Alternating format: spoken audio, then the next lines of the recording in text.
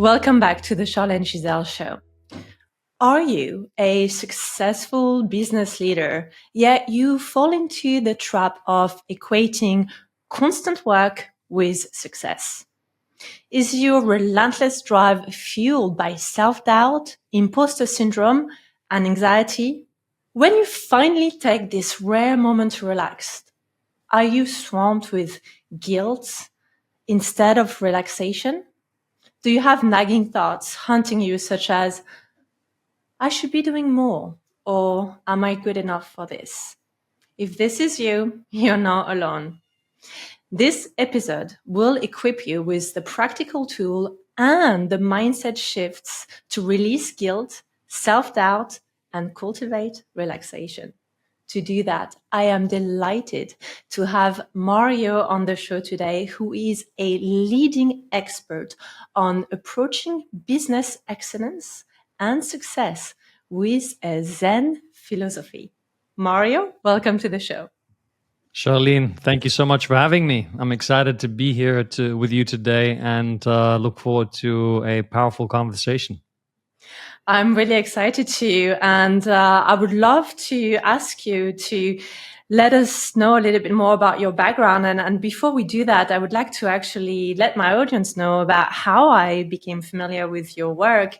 I feel very lucky that I watched your incredible TEDx on the topic of self-doubt, and I'm one of over 1 million lucky people who have viewed it. Quite an extraordinary talk, very inspirational. And that led us to a journey of professional collaboration, being on your podcast. And now here you are. Mario, tell us a little bit more about your background. Thank you so much. I appreciate the kind words. So my name is Mario Lanzarotti. I was born in Germany. I'm half Italian. I lived in New York for about almost 5 years, where I ran my first company, All in Sundry, a custom shoe business, an e-commerce company that we sold in 2019. And after selling the company, I decided to travel the world in search of a way to combine high performance and well-being. Because while I was living in New York, I was living the typical experience that you just shared at the beginning of the podcast. I told myself that I was living the dream. I was in New York City, running my own business, meeting extraordinary people, collaborating with NFL Super Bowl champions, A-list celebrities. And at the same time, I felt a sense of emptiness in me. At the same time, I crashed at the end of the day. I was working 7 days a week. And just like you said, the rare times that I did give myself a break, I was thinking about work, or I was thinking about what else can I do to optimize, to improve, to become better. And there's a light and a dark side to that. But I wasn't quite satisfied, because the reason that I decided to explore my own potential and to travel the world is because I wanted to experience freedom. And I think a lot of your listeners can appreciate that, because freedom is something that so many of us seek. And while I had the great life on paper, and a lot of people said, I would love to have your kind of life. On the inside, I felt like a prisoner. I didn't feel free at all. And so in search of that, when 2019, as I said, I sold my company, and I, lived in countries like South Africa, Portugal, Mexico, traveled the world, hosted workshops and masterclasses, essentially on mindset shifts and transformational leadership.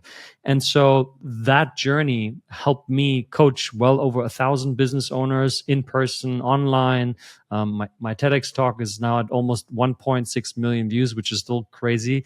It just blew up like wildfire. And I had a lot of help in people helping me craft this talk.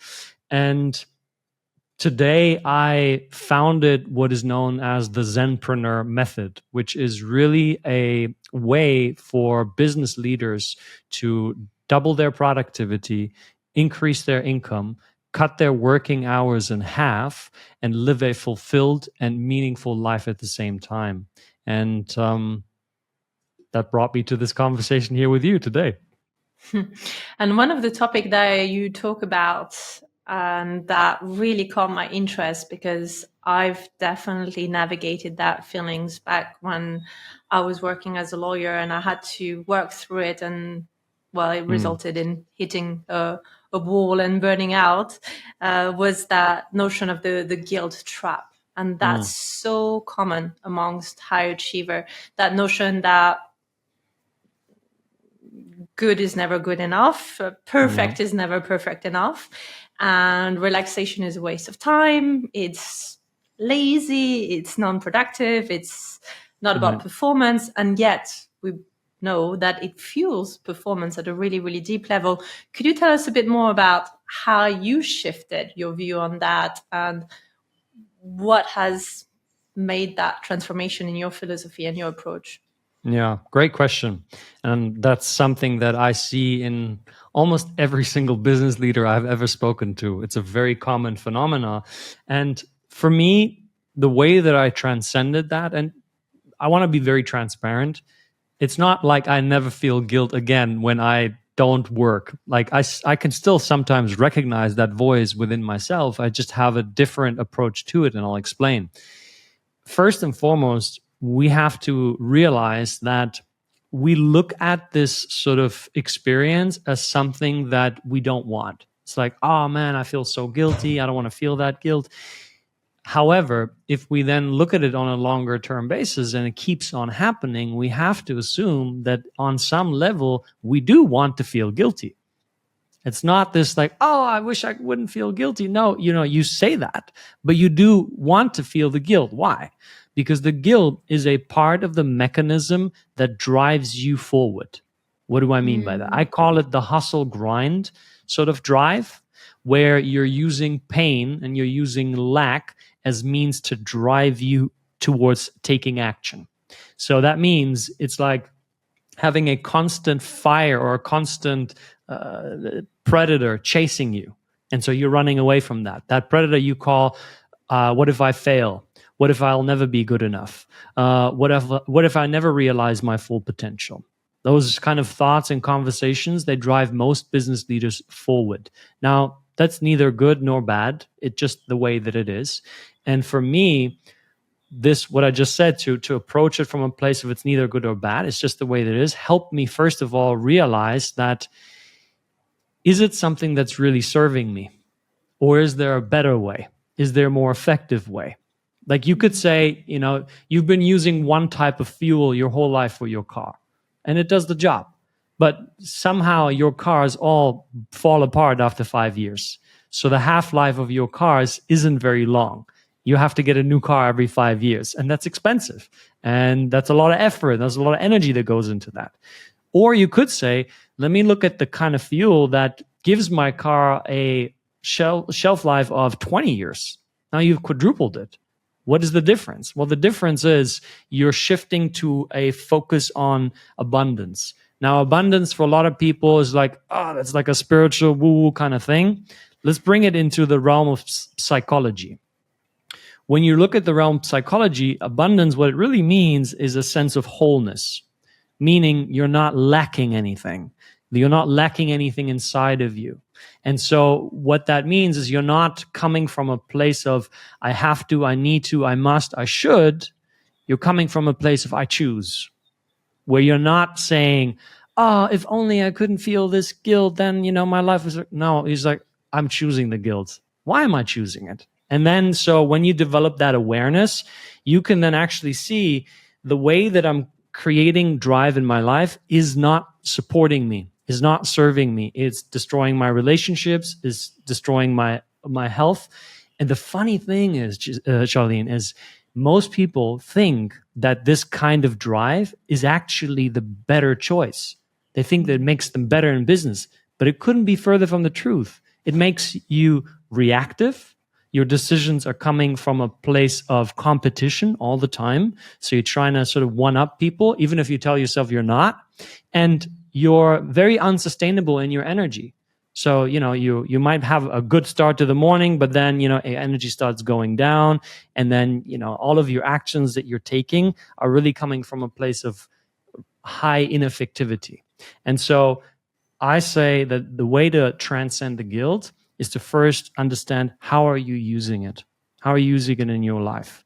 Once you understand it, once you can see it, you're like, okay, I don't want to do that anymore. Then you can start to shift to a new way of being.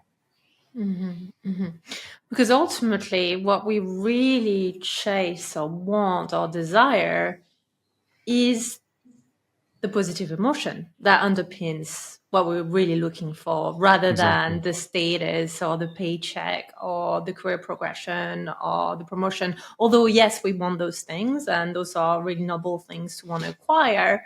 Yeah. They're all very external. What we truly, truly, truly want is the positive emotion attached to the things that we want to acquire. But we often bypass that a little bit, or rather not realize that that comes from within. Can you tell us more about that?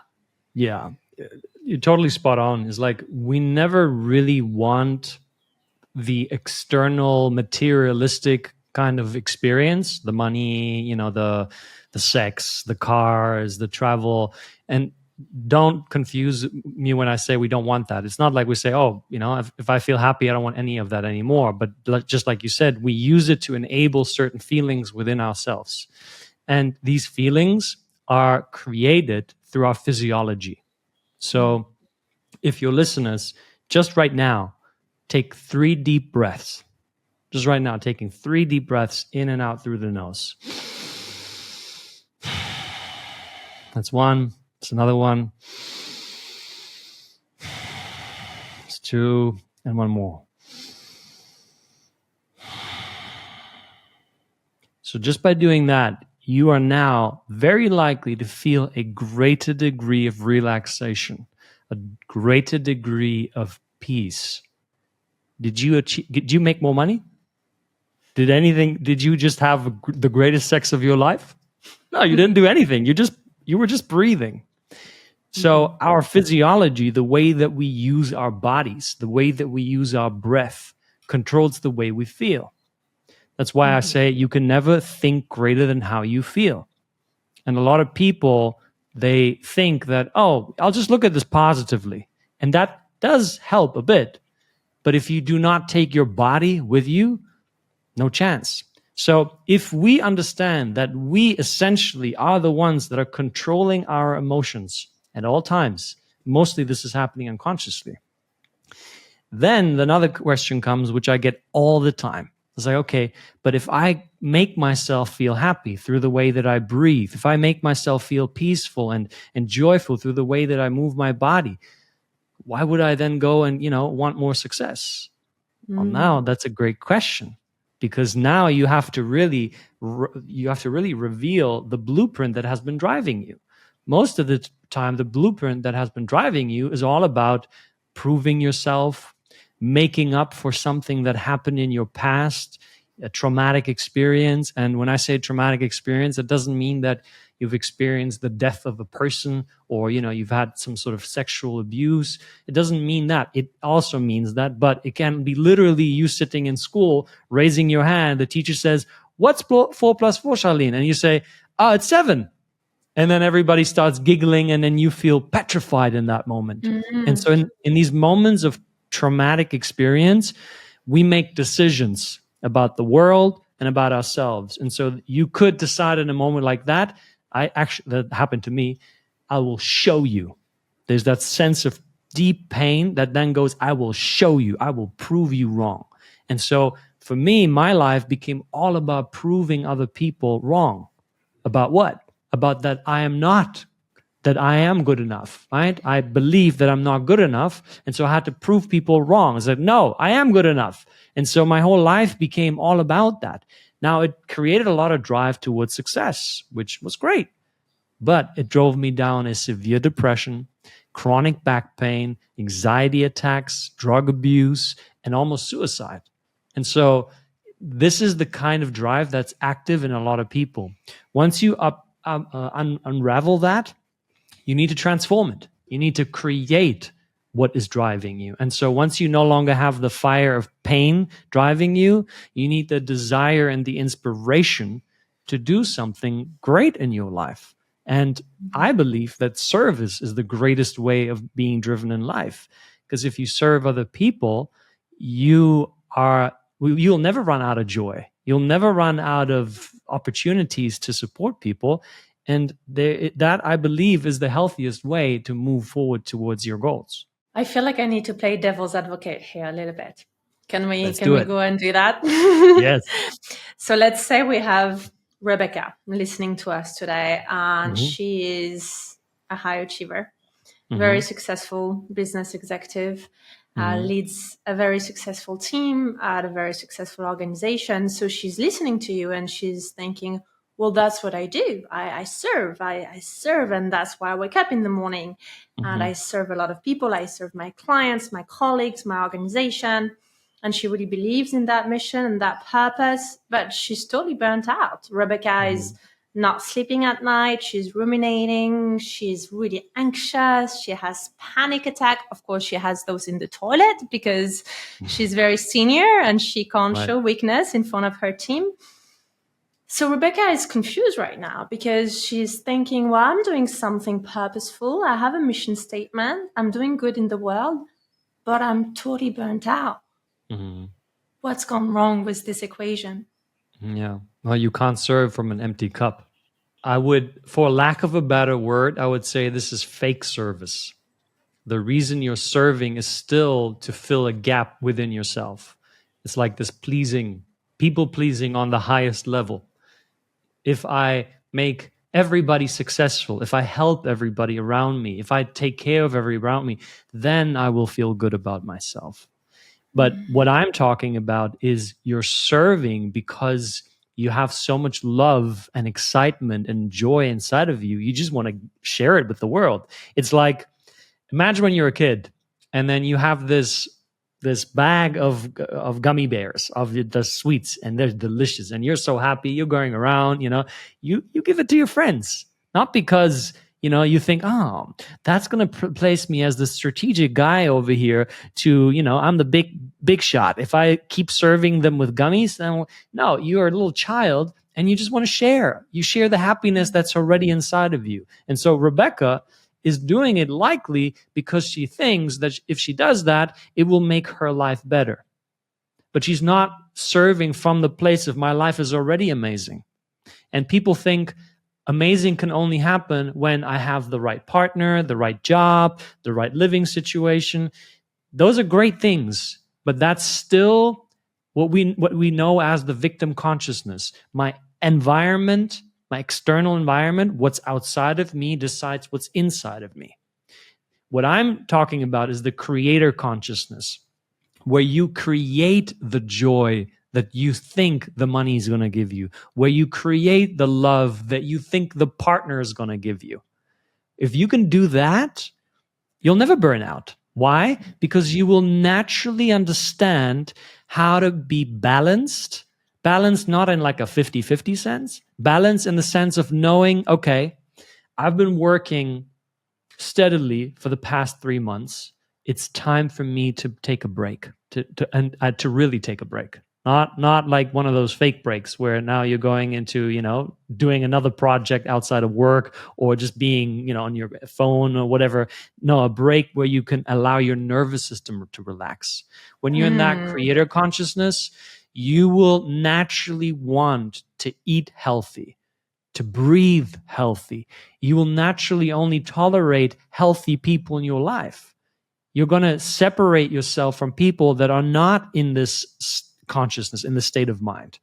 Naturally, you don't have to make a whole scene and drama around it. It just won't fit. And so that's what I'm talking about. And I think if Rebecca takes that on, she'll have a completely different experience. And do you think that it could be one of the reasons as well, when she logs off at night, she still has this confidence crisis and all these self-doubts running in her head? Because I know self-doubt is something that you're an expert on and was the key topic of your TEDx. Could you maybe expand on that notion of self-doubts and also the role that it plays in the burnout track and the correlation between self-doubt and high achievers mindset? Yeah. Great question. When it comes to the mind, our society has given so much attention to the mind. And I have done that as well. and we don't really look at the role of the body. And my theory, maybe this is a conspiracy theory, is because emotions and the body are more on the feminine side. And because we live in a masculine dominated world, and I'm not saying that this is wrong or bad, I'm just saying this is the way that it is. I think a lot of people shy away from that. It's messy, it's scary. I don't want to. There's the lack of control. When you're really experiencing your emotions fully, you lose control. Not in a bad sense, not in like you're going to lose your mind kind of thing. No, it's just like the emotions can be so strong. There can be so much sadness all of a sudden that you're like, I don't know what's going on. And so we pay a lot of attention to the mind, but little attention to the body and our feelings. And so I want to go back to what I did with your listeners, with the two of us, with the 3 breaths. If we extend that and we take 5 breaths or 10 breaths, what will happen to the mind? It will quiet down. But wait, didn't you just give 10 more reasons why you are successful to your own mind? No, you didn't do that. How come? How come your mind went quiet all of a sudden? So the general approach to silencing self-doubt or imposter syndrome, it's all the same thing, essentially. Anxiety in your mind playing is feed it more evidence. Oh, but you look, I took care of all the 5 things that I said I was going to do today. The meeting went great. I gave a great presentation. How come I'm still doubting myself? The typical imposter is, even though I have all this success, I'm still doubting myself. Why? Because there's a rule of thumb that I use, and I recommend everybody use: never argue with your own mind. See, people try to find resolution in their mind, but they will not find it there. So instead, go into the body. Here's a very simple 3-step process to transcend self-doubt. Step 1, become aware of the conversation in your mind. Just become aware of it. Don't understand it. Don't analyze it. Don't go to your therapist and tell them about none of that. Just become aware of it. Okay, that's happening. Got it. Step 2, scan your body. Where do you feel this the strongest in your body right now? Oftentimes, especially high achievers and high performers, they are here in this area, the upper chest, which is sort of because they're very future orientated. Or often men, especially men, feel it in their stomach, which is anger.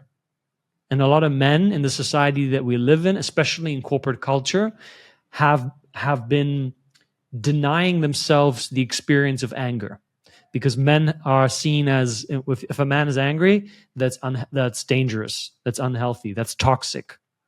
And so underneath the anger is sadness. So people in general will revert much more to anger because you can control it. It feels still like a force of power. Sadness, on the other side, feels like a weakness. If you're sad, you're like, you're a little weak person. So you don't want to go there at all. But once you understand where the strongest sensations are in the body, step number 3 is you bring your mental awareness to it. So let's say it's in the chest. You just bring your awareness to it. And as you do that, you take deep breaths in and out through the nose. I promise you, if you do this for a few minutes, you may go from, oh my God, oh my God, oh my God, oh my God, to quiet. Because you're essentially allowing your body to just experience what it's experiencing. The body is designed for that. Feelings, big surprise, feelings are designed for you to feel them. The end. That's it. That's all that it is. But people make write like whole books about it. It's like, oh my God, and let's interpret that. You can do that, but I'm providing you a simple, practical framework that will allow you to move through any mental limitation. Once you do these 3 steps, what's going to happen is your mind will become quiet or more quiet. Now, you get to make a conscious decision. Before that, when you're in this panic state, you are not making conscious decisions. You're just repeating what you already know, which is you're repeating the past. And what did our friend Einstein say? He said, doing the same thing over and over again, expecting a different outcome, is what we call as insanity. But this is where most business leaders live. And then they're like, oh, there's no innovation. Oh, creativity is low. Oh, well, let's invest like hundreds of millions into just creating new things, and let's lay them all off. Let's get new people in, right? So this is the typical way. I say there's a much more cost-effective way and a much more performance-effective way. So self-doubt, you can transcend it by moving into the body. Now, that's one element to it. There is often deeper work required. Oftentimes, self-doubt is an expression of trauma. There's an expression of that happens in the body, and that creates the sense of I am broken, and then it creates the sense of I got to compensate for that. And so this voice is part of the mechanism that I described earlier. So what you may have to do is you may have to go back to past events, look at them where you perceive yourself of having failed at something, and you might have to forgive yourself. And that sense of forgiveness, what it does, it allows you to cut the attachment to a past event, so that the mind will no longer look at that from a sense of protecting yourself from future pain. It's like, okay, but remember the time when you invested all the money into Bitcoin and you lost $50,000? Oh my God, oh my God, oh my God, oh my God, I don't want that to happen again. You get to forgive what happens, and so the mind can let go. And so it can open itself up again for more risk, for more openness, for more trust in relationships. And more trust in relationships, we know what that leads to. Better quality of life, but also a lot more opportunities in business, because opportunities in business are all about relationships. So I'll stop there. I said a lot. Gonna give it back to you. Oh, it was fantastic. Thank you. I wonder, Mario, in your expert opinion, do you believe there is misconception in the corporate world about the connection between personal well-being and professional success? Oh, 100%. I mean, you said it perfect earlier. You said, with Rebecca, you said, oh, well, Rebecca goes to the toilet to cry or to have a panic attack. I mean, that just sums it up, right? There's this idea that we have to, there's the personal and the professional world. Just that distinction. There is no such thing as a personal and professional world. There's one world we all live in. But what we do in the professional world is we put on masks. So we wear the masks, the masks of look at me, I'm the greatest, the mask of I got this all figured out, no problem at all. And I think we do it in two ways. One is because we think that will lead to more success for the business if we don't have the messy part of the human experience be part of the work environment. And two, we are afraid of it. We're afraid of the emotional, because we think we won't be able to bear it. It will be messy. It's like uncomfortable. But the truth is, take Google. Google did a study. They looked at their highest performing teams across the board, and they distinguished a set of KPIs and success factors. And they found, and it blew me away when I learned about this, they found out that the number one factor across all the highest performing teams was psychological safety. It wasn't how much you pay them. It wasn't how often you allow them to work from home. None of that. It's about how safe they feel to be themselves. So if you have a meeting, imagine a meeting, 20 people, high-performing lawyers, and then there is one person there that's just dealing with a lot at that moment. If that person doesn't feel safe in that environment, the person is not going to raise their hand and contribute their amazing ideas. That person is not going to raise the hand when the CEO is just doing the same thing that she's been doing again and again and again without having real success. That's why she has a team to support her and to question her and to challenge her and to do what you did. It's like, can I play devil's advocate? But people don't dare to raise their hand. Why? Because they don't feel safe. But how can you feel safe if you're bringing yourself to work and 50% of you is like, oh my God, I just went through a death at home. Oh my God, my relationship is in shambles. Oh my God, I just had a diagnosis from the doctor that says, I might have a tumor. Oh my God. And then when somebody asks, how are you doing today? Oh, great. Wonderful. Yeah, everything's good. Yeah, awesome. So you got to bring into the company a sense of humanity, a sense of where you can have conversations that you think may not directly correlate with performance, but they do. And I see companies are beginning to do that. I haven't not yet heard about the big corporate giants, but I know the smaller, medium-sized companies are doing it, and they are succeeding. And I see this as a massive opportunity for big corporates to join in and to thrive on a higher level, or to miss the mark.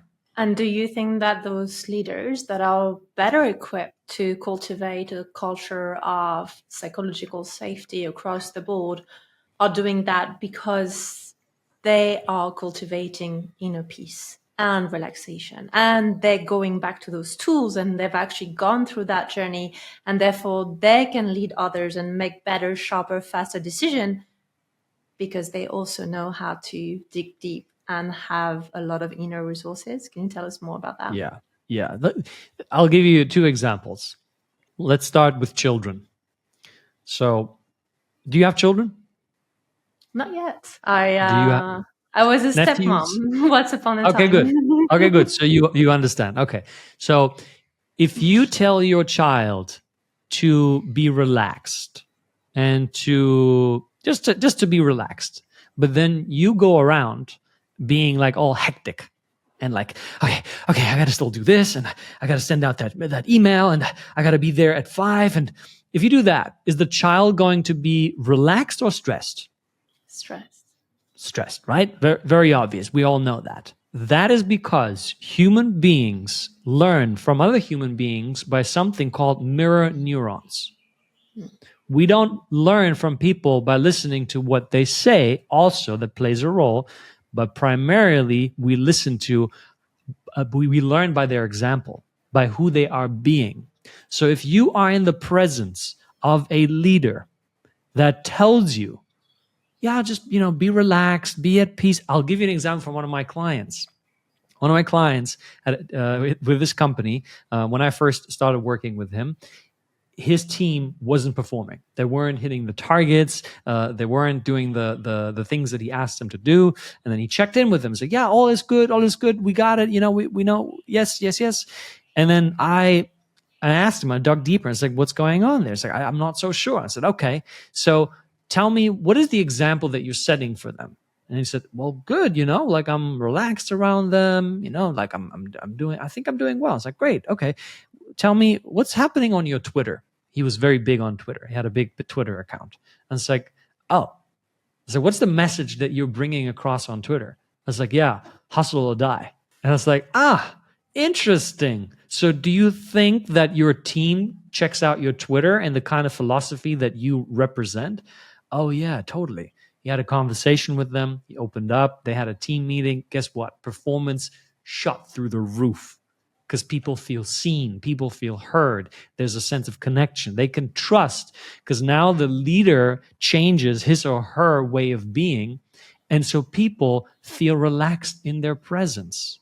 This is why the leader always has to lead with this work. The leader has to be the one that goes and explores what kind of trauma am I carrying? What kind of biases am I holding on to? What kind of limitations am I experiencing in myself? What is the message that my way of being is emitting to the teams that I lead? And if you do that, the most beautiful thing is, I say this a lot, naturally, without having to force it, things are going to improve because you are being the example. Just like Gandhi said, be the change you wish to see in the world. But that change sometimes can be really tricky due to practical habits, right? So again, I just going to push you a little bit. I like to play devil's advocate. Yeah, It's the inner lawyer in me, I'm enjoying it. Good. So let's say we've got Hugo now listening to us, and he's really bought into what you're saying. Makes complete sense. Agrees in theory, but here's the truth. Hugo went to the most prestigious law firm. He has one of the most prestigious MBA. He's the owner of a ultra successful fund. But Hugo is also struggling with being quite overweight. drinking 4 to 5 times a week to entertain clients, traveling across the world, living in an airport lounge, often not seeing his children, relying on sleeping pills, slipped a desk, excruciating back pain, needs to carry on. And he's listening to you and he's thinking, well, I can see that if I join the dot and make well-being a priority, I will feel better. But then Hugo is so busy and he can't just drop the ball, right? So what would be a good first step? Would it be a mindset shift? Would it be a behavior? Would it be awareness? Where would we start? Yeah. Great question. Always starts with awareness.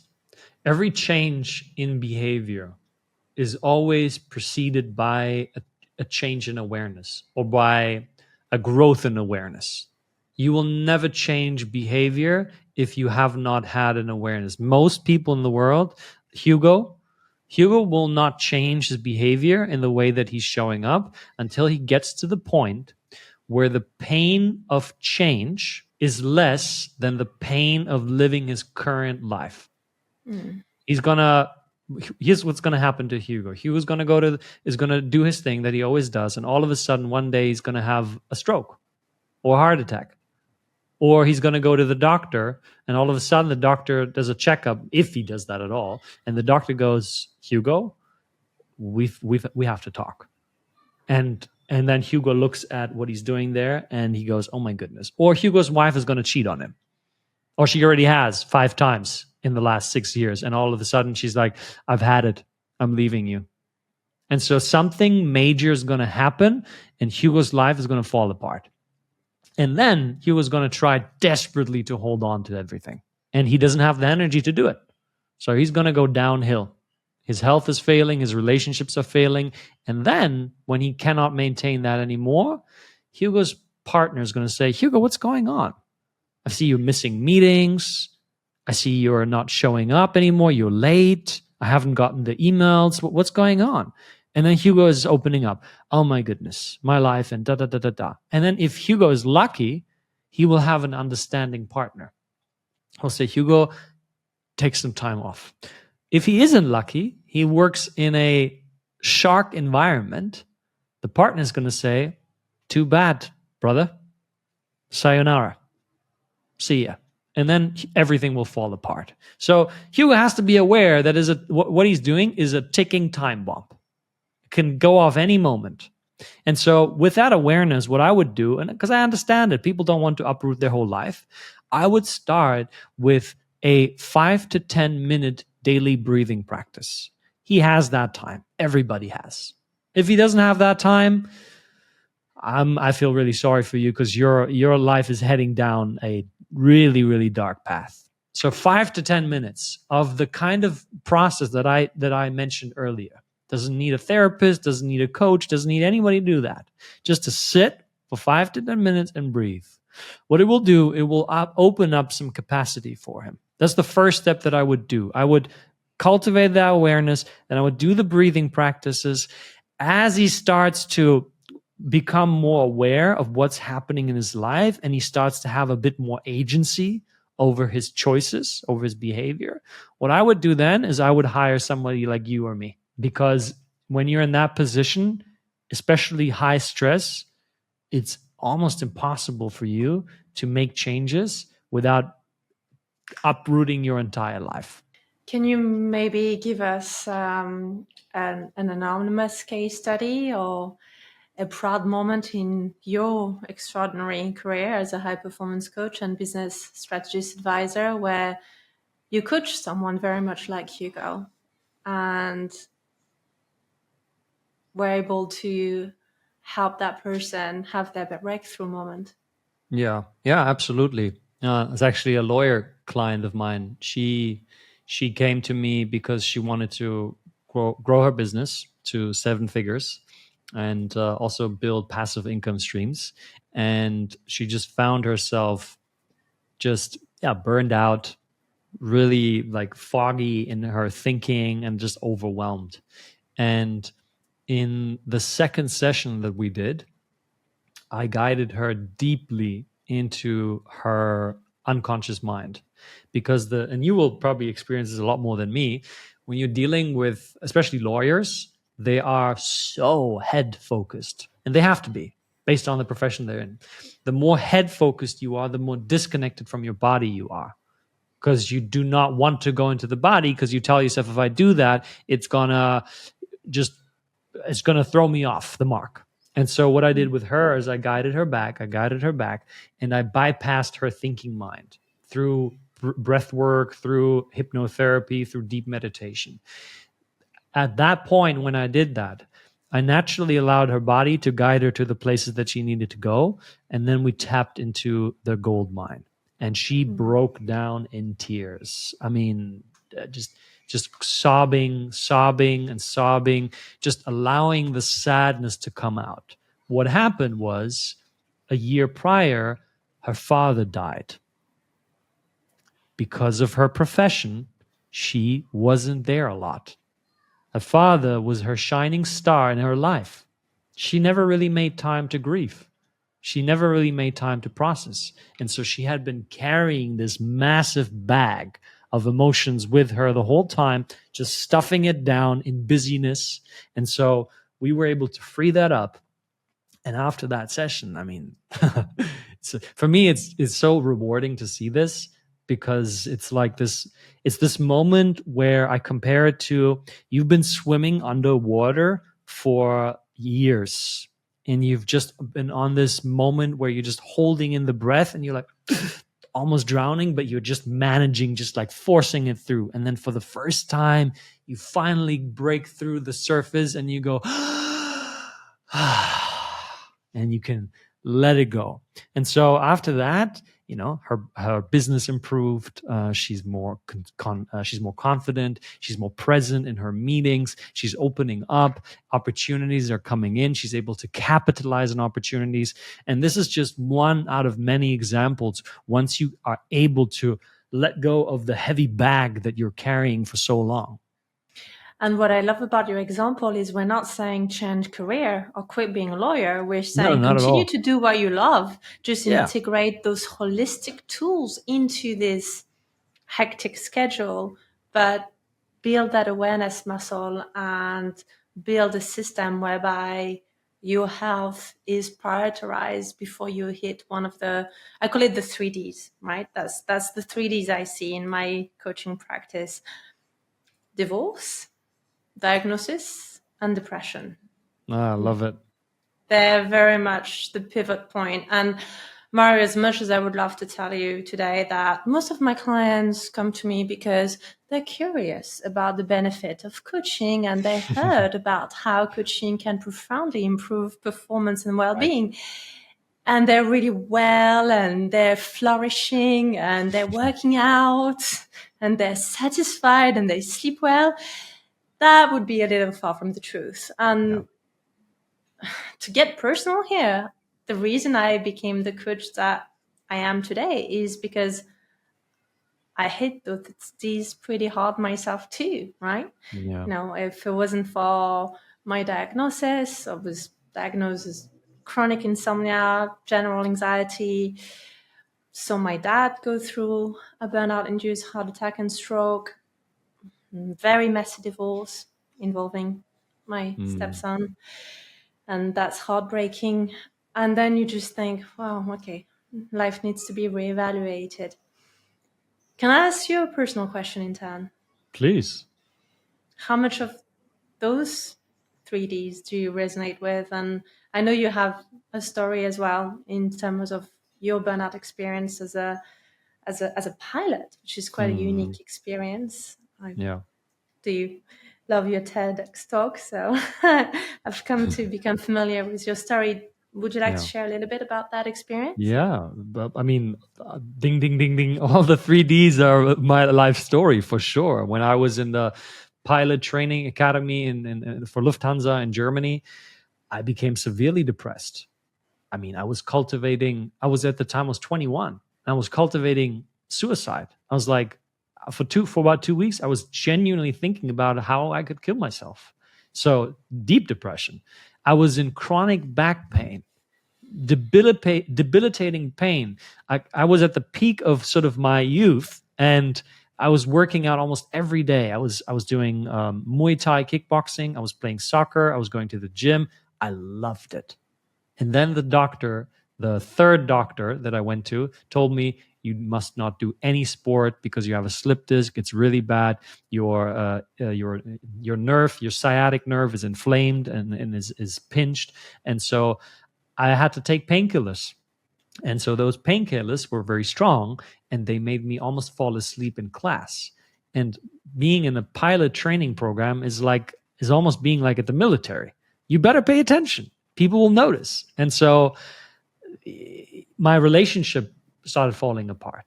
And so later, after that career, I was going into drugs. And so I had experienced a lot of low points in my life. A Well, lot that's of a them. fourth D then. Yeah. So addiction, right? And today, I know all of them to be the biggest blessings of my life.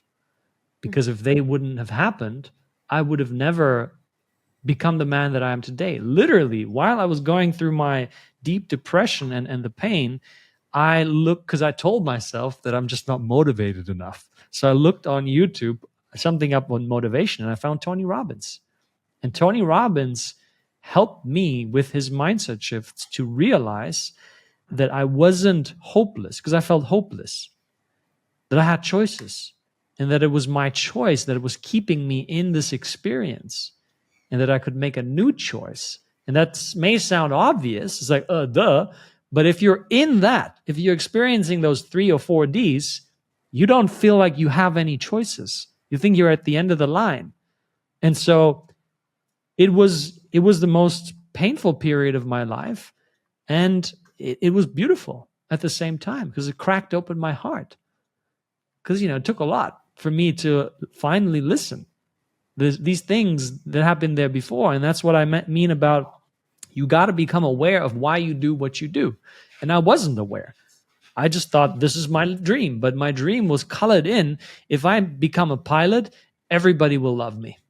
I'll become the biggest big shot in the family ever. Everybody will come down to my feet and say, great, great Mario, you are the best. I'm like exaggerating it a little bit, but you get the picture. This was what was Catch me driving if you can, movement. Yeah, that's literally the movie that I watched. That movie I watched that made me decide to become a pilot. It was after that movie. I had no clue what to do with my life. It's like, oh my goodness. It's like, that's me.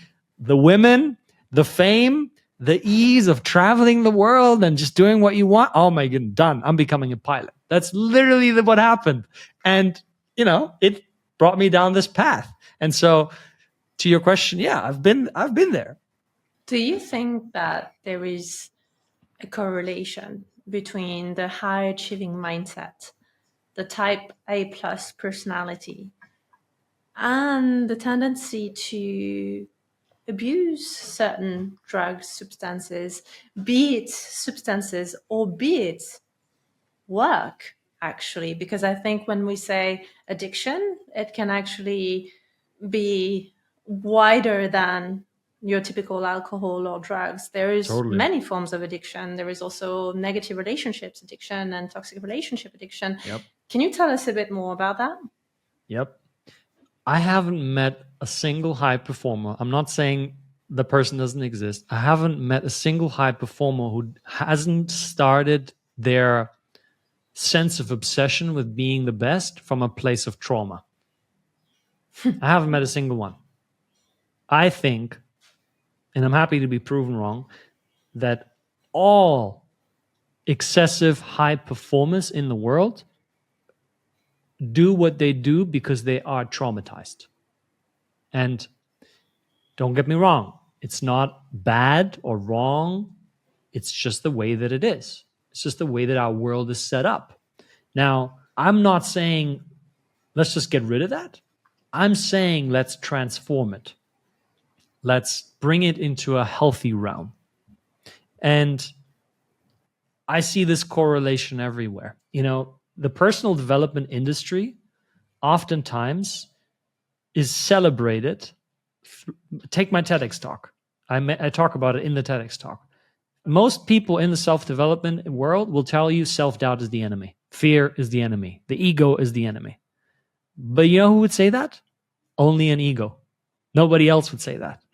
And so once you understand that when you're coming from a place of lack, I have to do this, I must do this, I should do this, I need to do this, because there's something inside of you that you feel you don't have, which is the feeling, the experience. That's an expression, that's a sign of trauma.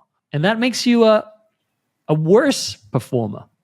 That's the whole notion of it. If you look at people like Cristiano Ronaldo or a Messi, in fact, I know that what they are doing is also born of trauma, because they come from very traumatic experiences with their fathers oftentimes.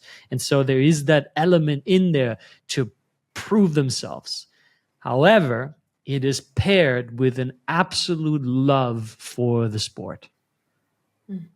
So what happens is, if you're operating from a place of love, you become so engulfed in the present moment.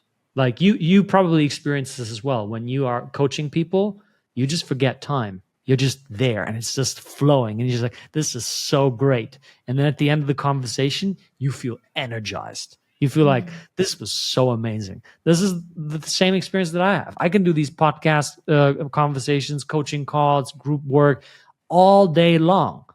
I feel better at the end of like a 2-hour session than I felt before.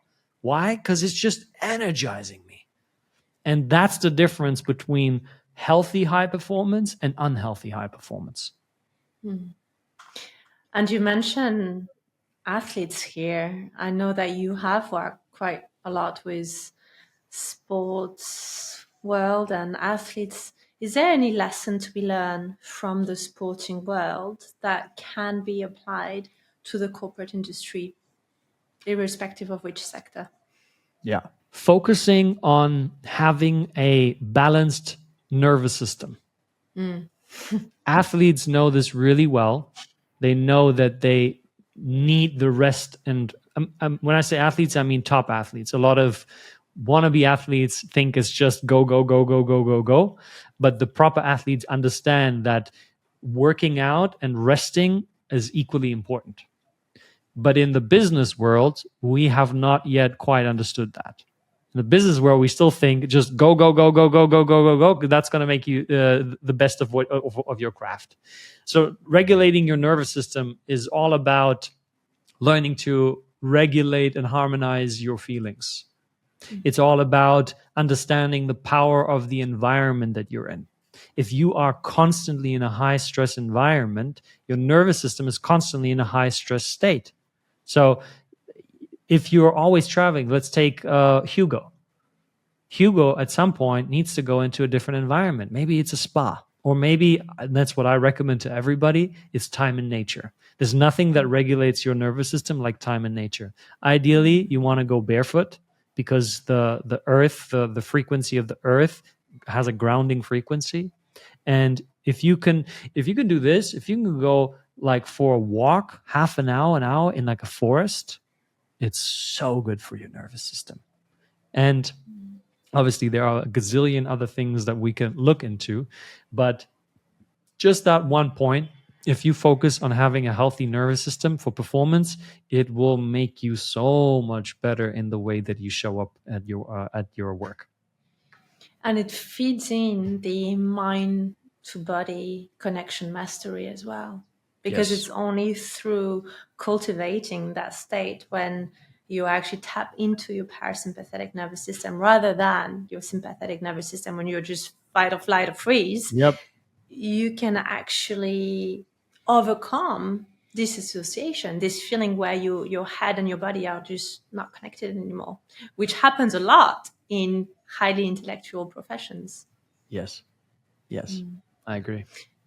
Other than nature exposure, which I think is fundamental. And I was smiling when you were talking about it because I spend the morning barefoot walking on the beach. So I feel very blessed about that. Is there any other holistic practical tools in your Zen approach and philosophy that you would invite the likes of Rebecca or Hugo to gently integrate? Because not going 360 transformation, but just baby steps towards that mind-body connection, towards cultivating that harmonious nervous system. Yeah, yeah. So time in nature, as I mentioned, breath work is paramount for that. Monitoring your environment in terms of the people that you spend time with. Now, I understand in a corporate environment, you can't always choose. There are certain people that you are just surrounded by every day, but you can do that in the personal life. You want to take inventory and you want to look at who are you spending a lot of time with. And sometimes it might be that, at least for the time being, you have to distance yourself a bit from certain family members. I would also start at taking inventory over what you're consuming in terms of media.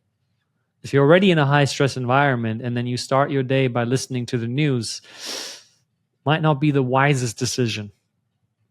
Like switch out the news. Like ask yourself, do I really need to watch this? If I do, then can I do it later in the day rather than in the morning? Like the way you start your morning is so crucial. It colors the day. People talk about social media as bad, you shouldn't do that. You can consciously create a social media feed that actually nurtures you. What if you open up your social media and you see a positive post, you see a quote that says, I love you, good morning? So you can do that. In fact, I did that. I don't have anything on my social media that makes me go like, ugh, because I don't want that. So consciously creating your environment. You can literally, when you're going from meeting to meeting, put on some meditative like music. Listen to talks from people like you and me, from like even some spiritual teachers, if you are into that. Like just listening to that without while you're on your day, all that already starts to harmonize your nervous system.